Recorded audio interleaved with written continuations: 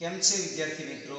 હું કેજે કોરડિયા. આજે આપણે ધોરણ 10 વિજ્ઞાન પ્રકરણ નંબર 10 પ્રકાશ પરાવર્તન અને વક્રીભવન ભાગ 6 આપણે ભાગ 5 માં એપિસોડ 5 ની અંદર જે અભ્યાસ કરી ગયા કે લંબઘન કાચના લંબઘન ચોસલા દ્વારા છે એ પ્રકાશનું વક્રીભવન કેવી રીતે થાય છે એની આપણે પ્રવૃત્તિ 10.10 ની આપણે સમજ પ્રાપ્ત કરી.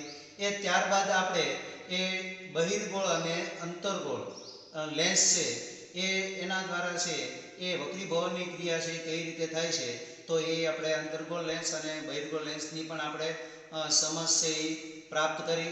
અને ત્યારબાદ છે એ વક્રીભવનના નિયમો પણ આપણે સમજ્યા હતા અને વક્રીભવનના નિયમો વિદ્યાર્થી મિત્ર બે હતા અને બેને આપણે સમજ મેળવી અને એના પરથી પછી આપણે શું કર્યું હતું સ્નેલનો નિયમ પણ તારવ્યો હતો અને એના પરથી આપણે વક્રીભવનાંકની પણ સમજ મેળવી હતી. અને વક્રીભવનાંકમાં સાપેક્ષ વક્રીભવનાંક અને નિરપેક્ષ વક્રીભવનાંકની પણ આપણે સમજ મેળવી હતી. અને આપણે નિરપેક્ષ વક્રીભવનાંકને વક્રીભવનાંક શબ્દ વાપરીએ છીએ અને જે જુદા જુદા પદાર્થોના એ વક્રીભવનાંક છે એનું આપણે કોષ્ટકની પણ સમજ છે એ પ્રાપ્ત કરી હતી. અને ત્યારબાદ આપણે એની આગળ જો વાત કરીએ તો એમાં એવી બાબતોની પણ આપણે એની ચર્ચાઓ પણ આપણે કરી ગયા હતા કે ભાઈ જે ગોલીય છે એ લેન્સ છે અને એ ગોલીય લેન્સને એના પ્રકારો વિશેની પણ આપણે સમજ મેળવી ગયા. અંતર્ગોળ લેન્સ અને બહિર્ગોળ લેન્સ. આ લેન્સના પદોની સમજ આપવાની છે. તો એમાં જુદા જુદા પદો આપ્યા છે. જેમ આપણે અરીસાઓની અંદર બધા પદોની વાત કરી ગયા હતા એમ એવી જ રીતે આ લેન્સની અંદર પણ એના પદો જે આપ્યા છે અને એને આપણે સમજવાનો પ્રયત્ન કરીએ.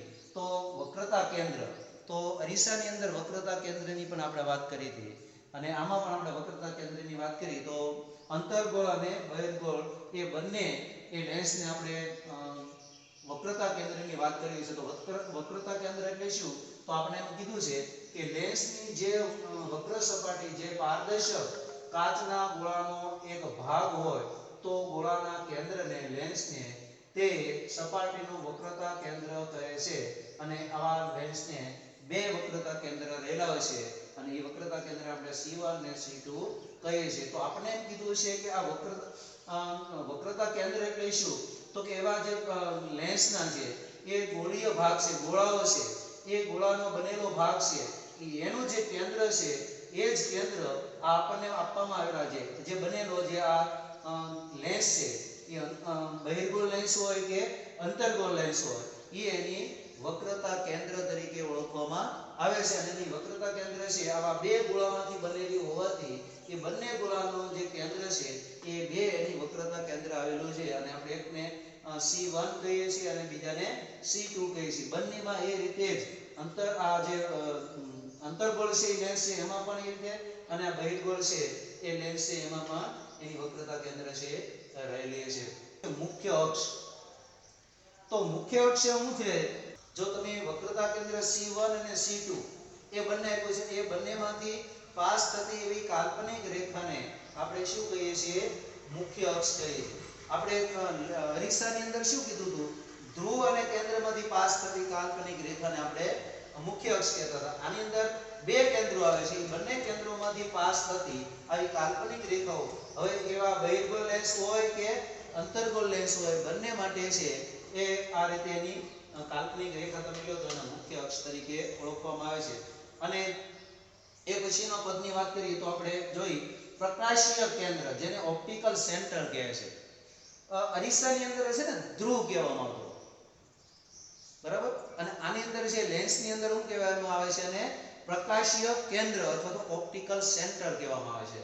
તો આ જે અરીસાના જો એને આપણે કઈ રીતે વ્યાખ્યાયિત કર્યું છે જોઈ કે લેન્સના મુખ્ય અક્ષ પર આવેલા લેન્સના મધ્ય કેન્દ્રને લેન્સનું પ્રકાશીય કેન્દ્ર કહે છે. એના મુખ્ય અક્ષ પર આવેલા અને લેન્સના મધ્ય કેન્દ્રને એટલે આ એનો મુખ્ય અક્ષ છે એના ઉપર આવેલો અને એનો મધ્ય કેન્દ્ર કોનો?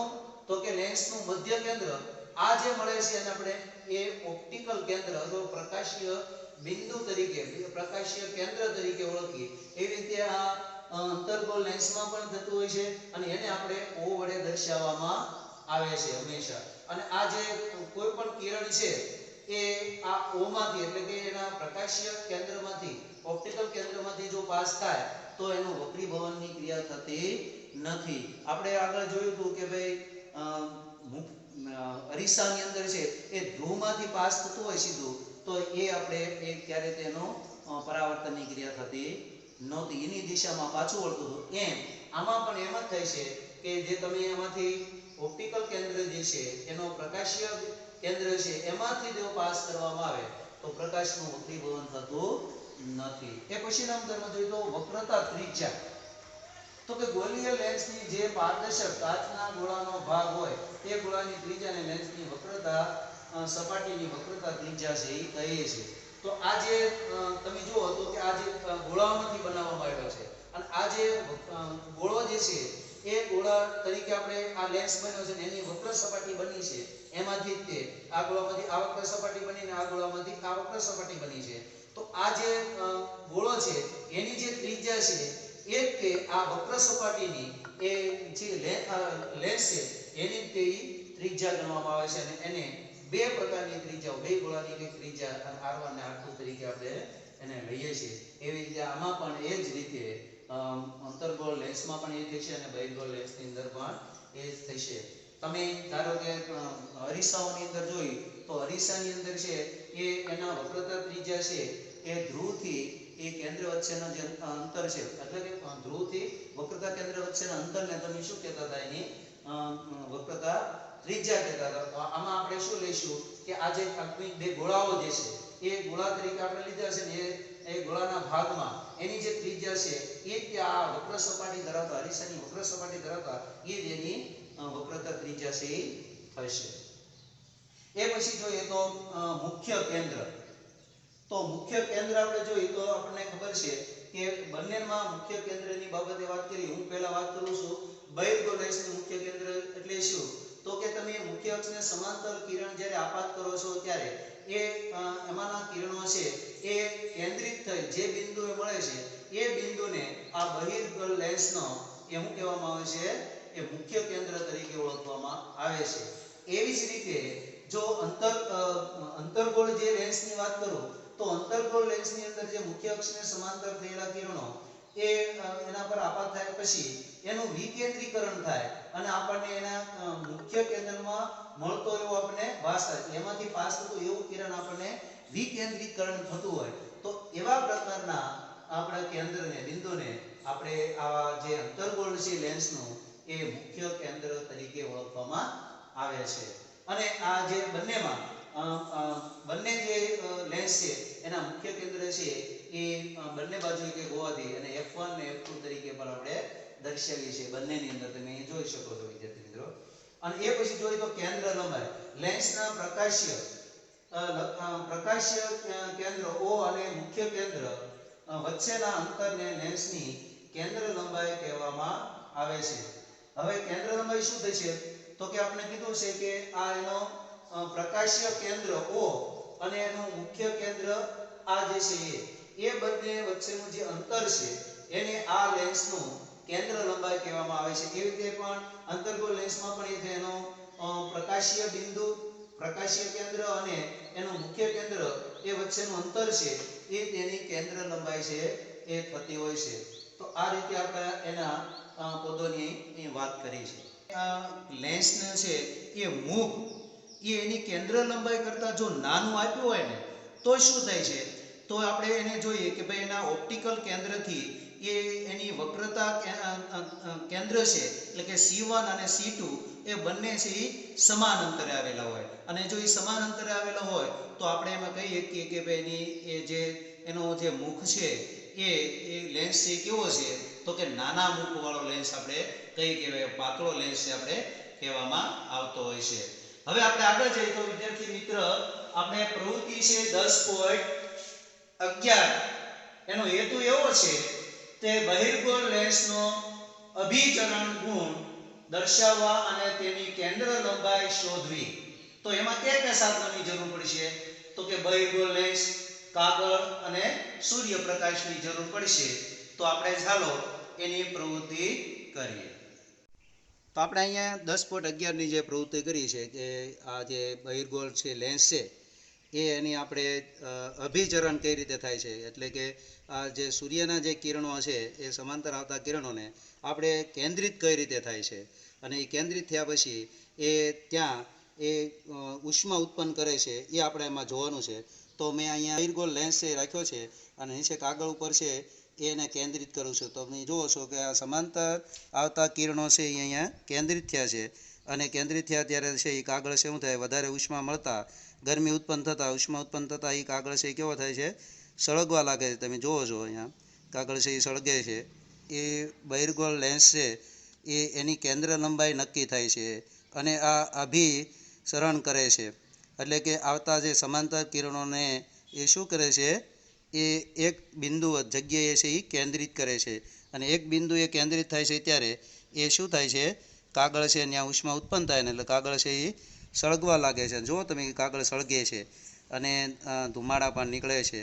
તો આપણે આ જોઈ શકીએ છીએ. અને તમે વિદ્યાર્થી મિત્રો આવી પ્રવૃત્તિ તમે ઘરે પણ કરી શકો, પણ ખાસ ધ્યાન રાખવાની આના કિરણો સીધા જ તે આપણી આંખ ઉપર આવવા જોઈએ નહીં, કારણ કે આપણી રેટિના છે એ એકદમ સંવેદન હોય છે, એટલે એને કારણે આપણી રેટિનાને છે એ માઠી અસર થાય. એ આપણી આંખમાં જો સીધા આવે તો આપણો આંખના જે એ બહિર્ગોળ લેન્સ છે, અને બહિર્ગોળ લેન્સ હોવાથી એ કેન્દ્રિત થાય તો આપણી રેટિનાને માઠી અસર છે એ થતી હોય છે. તો આવી એની આપણે કાળજી છે એ લેવી. તો આપણે આ જે પ્રવૃત્તિ કરી 10.11માં એનો અવલોકનો જોઈએ તો શું કહે છે, કાગળ પર મળતું પ્રતિબિંબ સૂર્યનું છે. તમને આપણે જે કાગળ ઉપર પ્રતિબિંબ મેળવ્યું હતું અને એ કોનું હતું, સૂર્યનું હતું.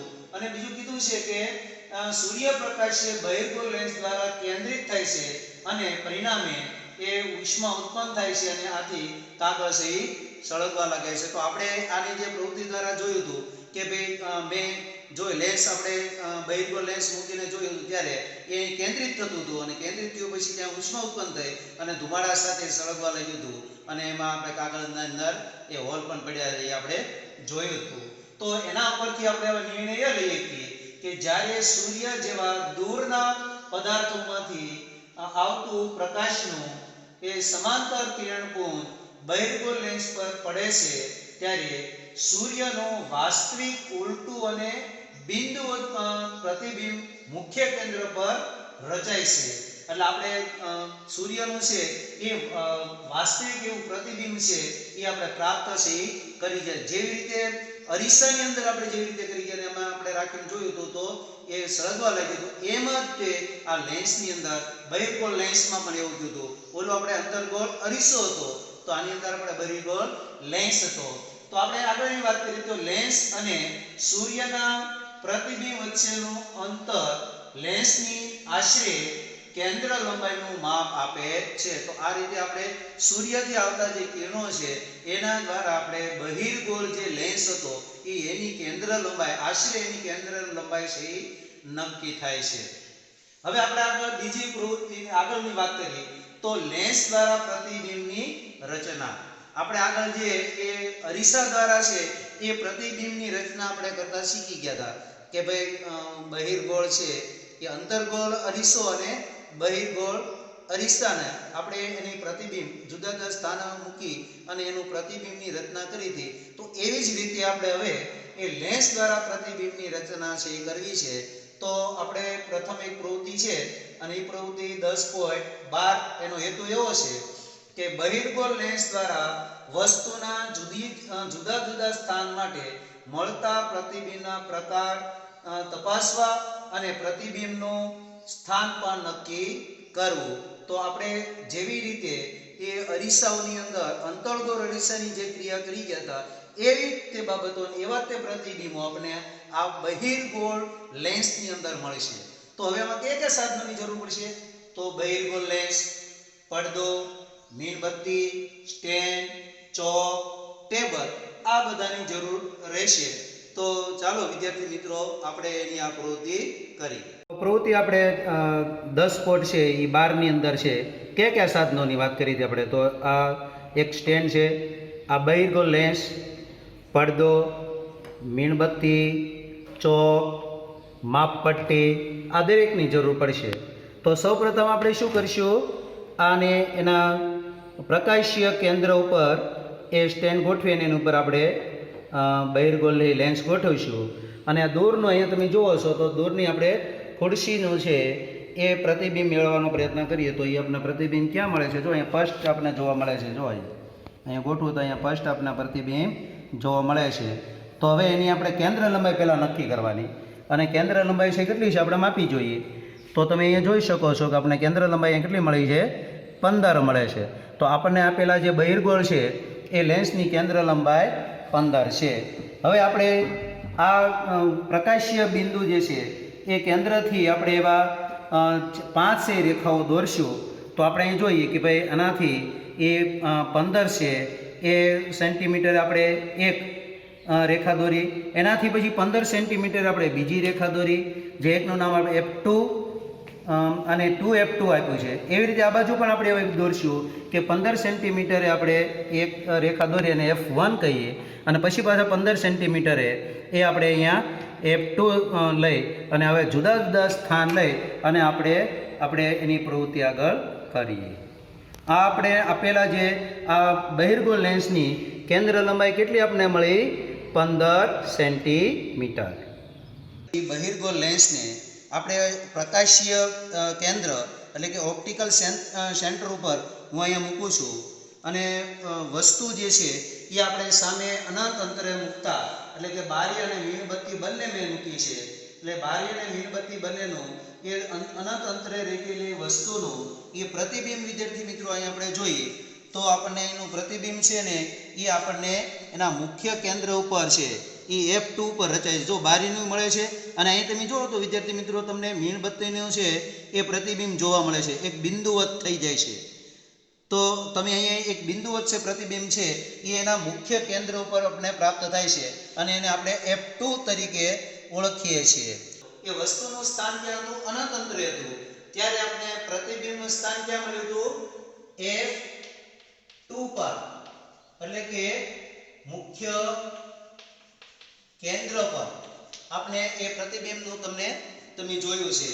હવે એનો પ્રતિબિંબનું છે એ સાપેક્ષ પરિમાણ કેવું હતું? તો કે અત્યંત નાનું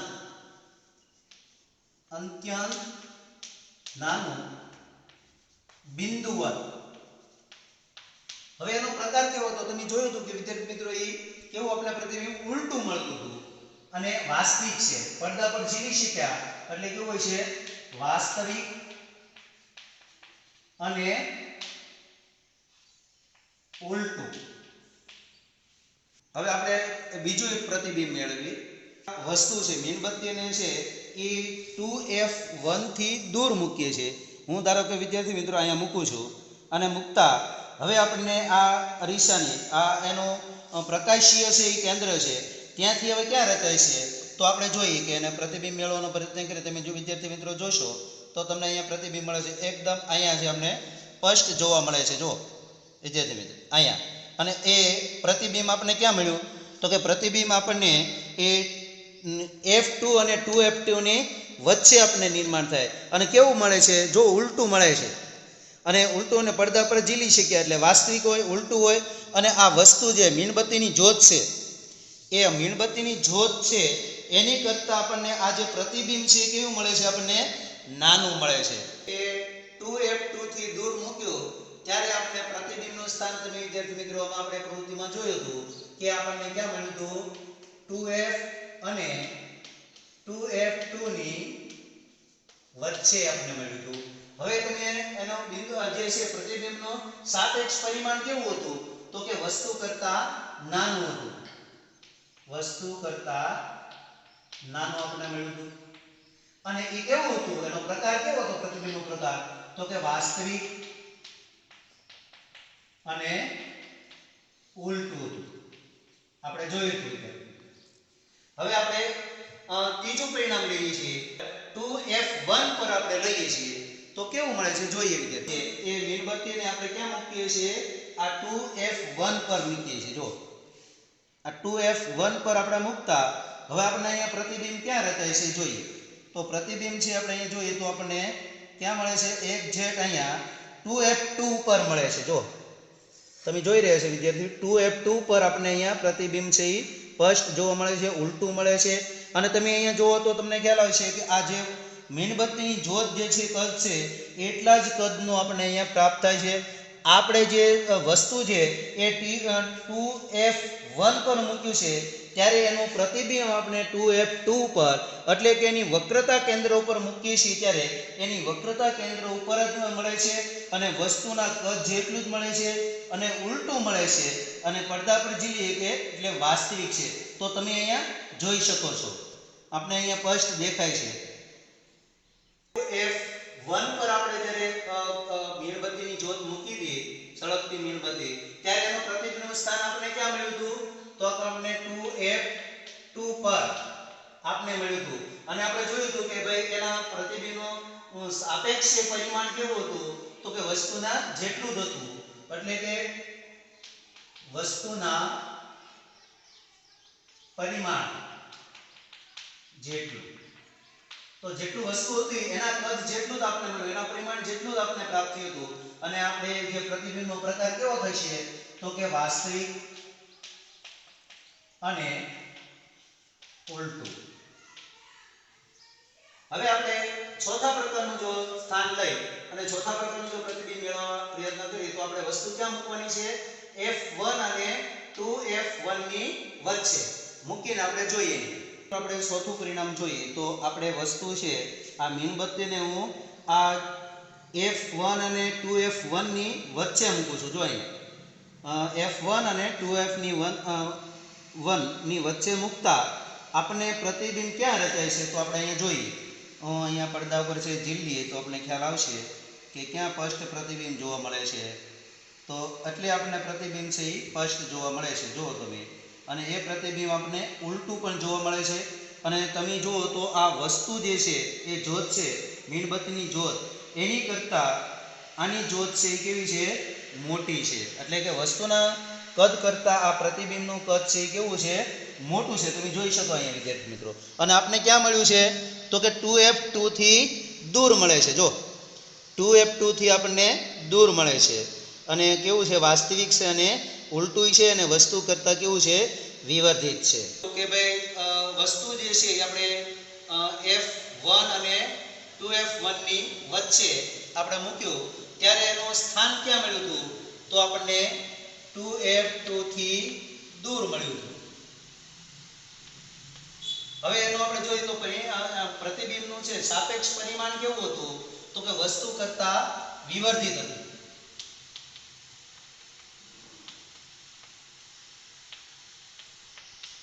એટલે કે મોટું હતું. તો એનો જે પ્રકાર છે કેવો છે પ્રતિબિંબનો પ્રકાર? તો કે વાસ્તવિક અને ઉલટું. હવે પાંચમું આપણે જોઈએ તો એમાં એમ કીધું છે કે મુખ્ય કેન્દ્ર F પર. હવે આપણે મીણબત્તી છે, વસ્તુ જે છે એને આપણે ક્યાં મૂકશું? મુખ્ય કેન્દ્ર ઉપર મૂકી અને આપણે એનું કેવું પ્રકારનું પ્રતિબિંબ છે એ મળે છે આપણે અહીંયા જોઈએ. આ જે વસ્તુ છે એ મુખ્ય કેન્દ્ર f1 ઉપર મૂકીએ છીએ.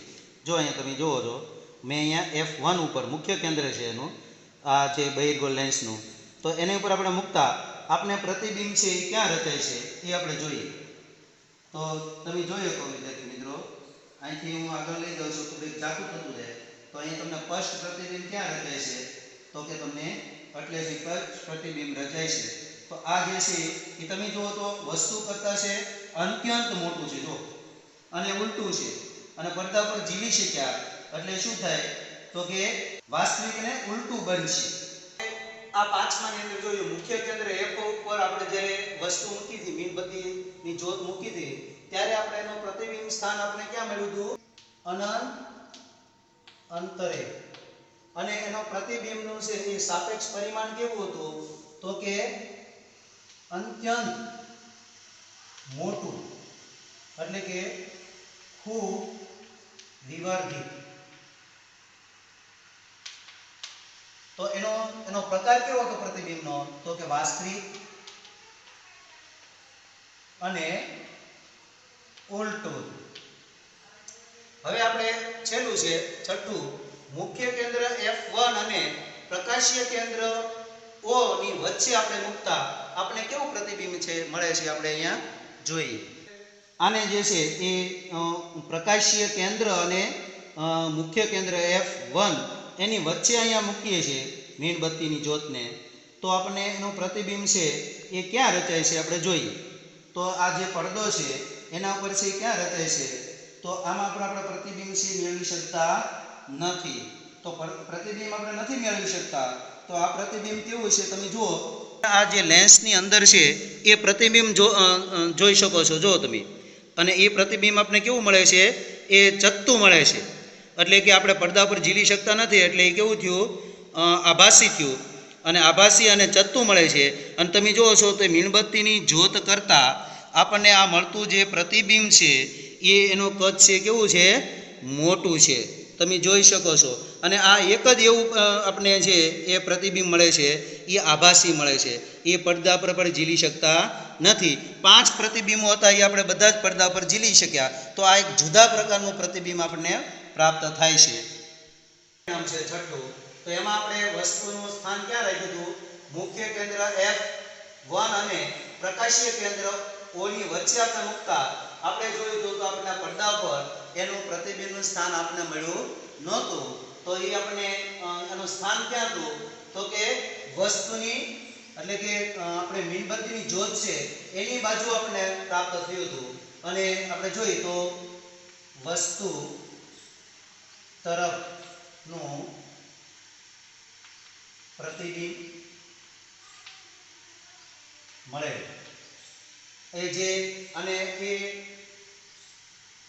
લેન્સની અંદર આપણને વસ્તુ તરફ પ્રતિબિંબ છે એ મળેલું હતું અને લેન્સની અંદર આપણને દેખાતું હતું. તો આપણે એમાં જોયું ત્યારે એનું પરિમાણ કેવું હતું, એનું સાપેક્ષ પરિમાણ જોઈએ તો આપણને કેવું દેખાતું હતું, મોટું દેખાતું હતું.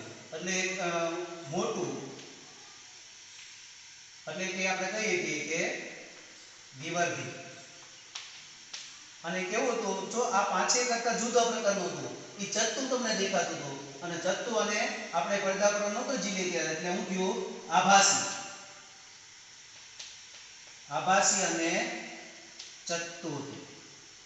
તો આ રીતે આપણે બહિર્ગોળ લેન્સની મદદથી આવા 6 પ્રકારના એ સ્થાનેથી એના પ્રતિબિંબ, એના પરિમાણ અને એના પ્રકાર છે એ આપણે નક્કી કરીએ. ક્યાં જેવી રીતે આપણે અરીસાની અંદર છે એ અંતર્ગોળ અરીસામાં જે રીતે આપણે સ્થાને મૂકી અને જેવા આપણને એના પ્રતિબિંબના સ્થાન, એના પ્રતિબિંબનું પરિમાણ અને એના પ્રતિબિંબનો પ્રકાર જેવા જ મળ્યા હતા, એવા જ આપણને આ બહિર્ગોળ લેન્સની અંદર છે એ પ્રાપ્ત થાય છે. તો તમે આ બંનેની કમ્પેર કરી લો તો તમને એને યાદ રાખવા બહુ જરૂરી પડે કે ભાઈ અરીસાની અંદર તમે જુઓ તો અંતર્ગોળ અરીસો હોય અને લેન્સમાં જો તો બહિર્ગોળ લેન્સ હોય. એના બંનેના આવા 6 પ્રકારના આપણે સ્થાન મૂકીને એના પ્રતિબિંબ આપણે મેળવી શક્યા. તો હવે આપણે આગળ જોઈએ તો પ્રવૃત્તિ આપણને છે એ 11.10.13 એનો હેતુ એવો છે કે અંતર્ગોળ લેન્સ દ્વારા વસ્તુ જુદા જુદા સ્થાન માટે મળતા પ્રતિબિંબના પ્રકાર તપાસવા અને પ્રતિબિંબનું સ્થાન નક્કી કરવું. તો આપણે આ આગળના જે જોઈ હતી પ્રવૃત્તિ એ 10.12 ની અંદર છે એ બહિર્ગોળ છે લેન્સ હતો, અને આ જે છે એ કેવો છે, અંતર્ગોળ લેન્સ છે. અને એમાં કયા કયા સાધનની જરૂર પડશે આ પ્રવૃત્તિ કરી તો એમાં અંતર્ગોળ લેન્સ, પડદો, મીણબત્તી, સ્ટેન્ડ, ચોક, ટેબલ. તો આ ની આપણે આવા અંતર્ગોળ લેન્સ વડે છે રચાતા પ્રતિબિંબની આપણે અહીંયા પ્રવૃત્તિ કરી. અંતર્ગોળ લેન્સ છે અને અંતર્ગોળ લેન્સને આપણે અહીંયા સ્ટેન્ડમાં મૂકી અને બરાબર છે આપણે એ પ્રકાશીય કેન્દ્ર ઉપર એને મૂકતા.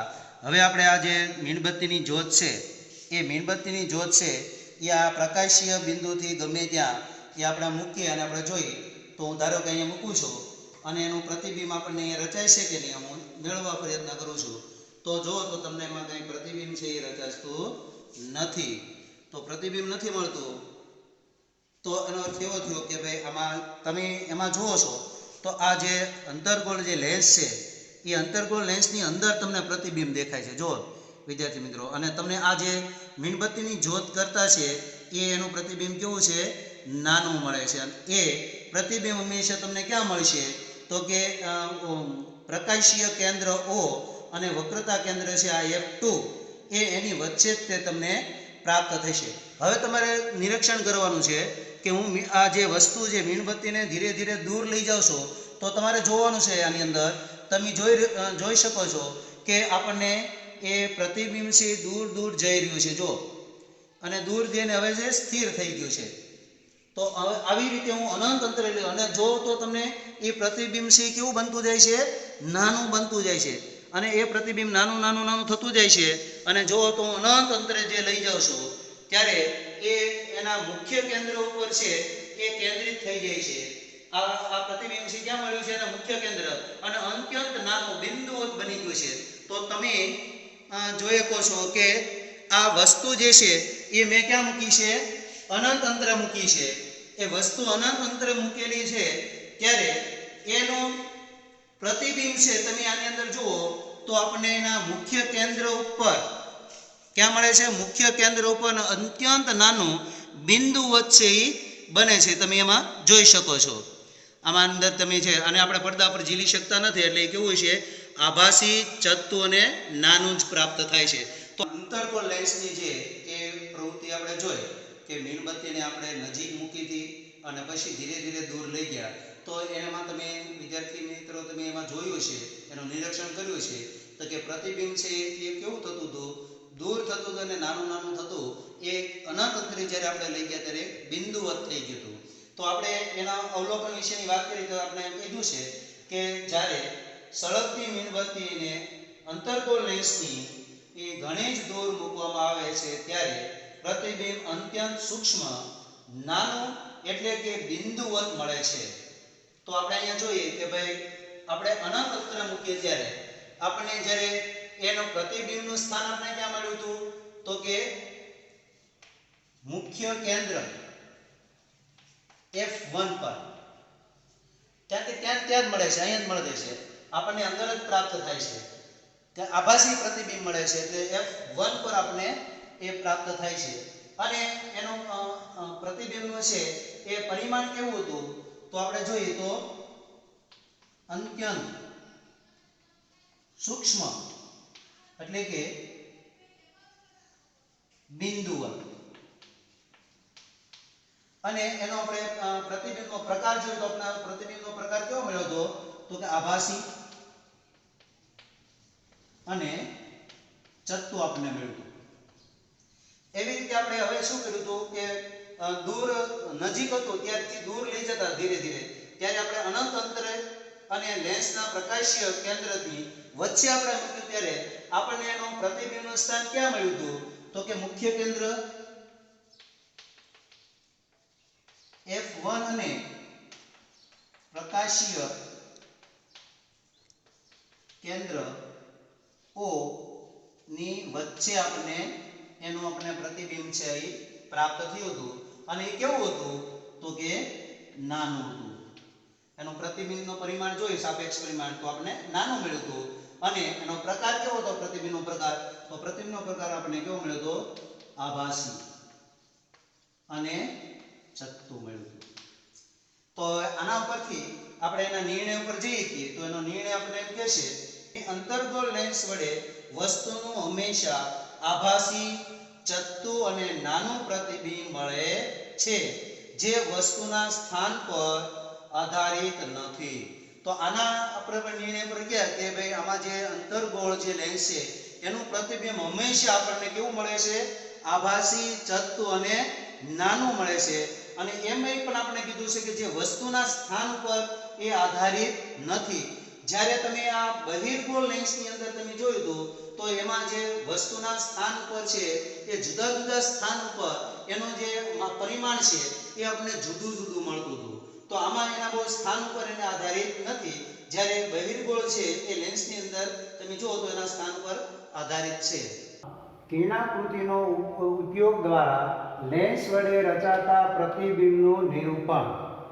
આપણે અરીસા દ્વારા છે એ રચાતા પ્રતિબિંબની વાત કરી હતી અને 4 પ્રકારના કિરણાકૃતિ દ્વારા આપણે કોઈ પણ 2 કિરણાકૃતિ દ્વારા મદદથી આપણે પ્રતિબિંબનું સ્થાન છે એ નક્કી કરી શકતા હતા.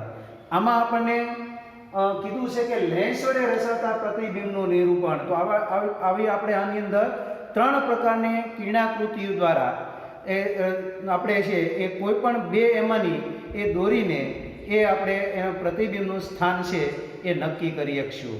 તો આપણે અહીંયા જોઈએ કે પહેલું આપણે કહ્યું મુખ્ય અક્ષને સમાંતર કિરણ. તો આપણે અહીંયા જોઈએ કે ભાઈ આપણને આપેલો છે આ બહિર્ગોળ લેન્સ છે અને આ બહિર્ગોળ લેન્સમાં તમને આ મુખ્ય અક્ષ આપ્યો છે, એની ઉપર આપણે આવેલું જે છે F2 અને F1. હવે આપણે મુખ્ય અક્ષને સમાંતર અહીંયા ઓપ્ટિકલ કેન્દ્ર છે, પ્રકાશીય કેન્દ્ર છે, ઓપ્ટિકલ સેન્ટર કહીએ. તો સમાંતર કિરણ જો આપાત કરવામાં આવે, મુખ્ય અક્ષને સમાંતર કિરણ આપાત કરવામાં આવે ત્યારે એનો વક્રીભવનની ક્રિયા થાય અને F2 માંથી પાસ થાય છે, એના મુખ્ય કેન્દ્રમાંથી પસાર થાય છે. આ એક પ્રથમ પ્રકારનું આપણે આપ્યું છે ઈ બહિર્ગોળ લેન્સ માટે. હવે હું જોઉં છું કે અંતર્ગોળ લેન્સ હોય તો અંતર્ગોળ લેન્સમાં આપણે એના મુખ્ય અક્ષને જો કોઈ સમાંતર કિરણ આપાત કરવામાં આવે, ધારો કે એનો મુખ્ય અક્ષ છે અહીંયા આ છે અને અહીંયા એનું પ્રકાશીય કેન્દ્ર છે એ O છે. અહીંયા આપણે જોઈએ તો અહીંયા F1 અને અહીંયા F2 લઈએ તો એના મુખ્ય અક્ષને સમાંતર આપાત કરવામાં આવતા કિરણ છે એ શું થાય છે તો કે એનું અભિસરણ થાય છે અને એના મુખ્ય કેન્દ્રમાંથી પાસ થતું હોય એવું આ વિકેન્દ્રીકરણની ક્રિયા છે એ થતી હોય છે, અભિસરણની ક્રિયા થતી હોય છે. મુખ્ય કેન્દ્ર F1 માં મળતો એવો આપણને ભાસ થાય. તો આ એક પ્રકારનું આપણે કિરણની અંતર્ગોળ બહિર્ગોળ છે એ લેન્સ અને અંતર્ગોળ લેન્સની આપણે વાત કરીએ. મુખ્ય કેન્દ્રમાંથી પસાર થતું કિરણ, તો કે મુખ્ય કેન્દ્રમાંથી પાસ થતું હોય એવું એક કિરણ હું અહીં લઉં. જો તમે તો મુખ્ય કેન્દ્રમાંથી પાસ થતું એવું કિરણ આપણે અહીં લઈએ છીએ F1 માં, ત્યારે શું થાય છે એનો એ જે કિરણનું છે એ વક્રીભવન થાય અને મુખ્ય અક્ષને સમાંતર આપણને પ્રાપ્ત થાય. એટલે કે મુખ્ય કેન્દ્ર F1 માંથી આ પાસ થતું કિરણ લઈ તો એ આ બહિર્ગોળ છે એ લેન્સમાંથી એનું વક્રીભવન થાય અને મુખ્ય અક્ષને સમાંતર મળે છે. મુખ્ય જે કેન્દ્રમાંથી પાસ થતું હોય એવું એક કિરણ આપણે લઈ, ધારો કે F2 માંથી પાસ થતું હોય એવું એક કિરણ લઈ તો શું થશે આપાત થતું કિરણ, તો એનું વિકેન્દ્રીકરણ થાય અને શું થશે તો કે એ મુખ્ય અક્ષને સમાંતર છે એ કિરણ છે આપણને પ્રાપ્ત થશે. એટલે એનું નિર્ગમન જે કિરણની ક્રિયા છે એ નિર્ગમનની ક્રિયા થઈ અને એ પાછું મુખ્ય અક્ષને સમાંતર આપણને મળશે. બીજું કીધું છે કે પ્રકાશીય કેન્દ્રમાંથી પાસ થતું કિરણ, તે કિરણનું કોઈ પણ પ્રકારનું વિચલન થતું નથી. ધારો કે હું આ એના પ્રકાશીય કેન્દ્રમાંથી પાસ થતું કિરણ એનું વિચલન થયા વગર એ સીધું કિરણ છે એમાંથી એનું નિર્ગમનની ક્રિયા થઈ જાય છે. એવી જ રીતે તમે આ જો અંતર્ગોળ લેન્સ લ્યો તો એમાં પણ એ જ રીતે થશે. એની પ્રકાશીય કેન્દ્રમાંથી જો તમે પાસ કરવામાં આવે તો એનું વિચલન થતું નથી. ટૂંકમાં એનું કોઈ પ્રકારનું વક્રીભવનની ક્રિયા થતી નથી. તો આ 3 પ્રકારના કિરણોની મદદથી આપણે કોઈ પણ 2 કિરણો દોરી અને આપણે કોઈ પણ વસ્તુ આપણે આગળ મૂકી હોય લેન્સની આગળ જે બહિર્ગોળ લેન્સના એ અને એના પ્રતિબિંબ આપણે એ કેવા પ્રકારનું મળશે, એને કયા સ્થાને મળશે એ મેળવી શકીએ.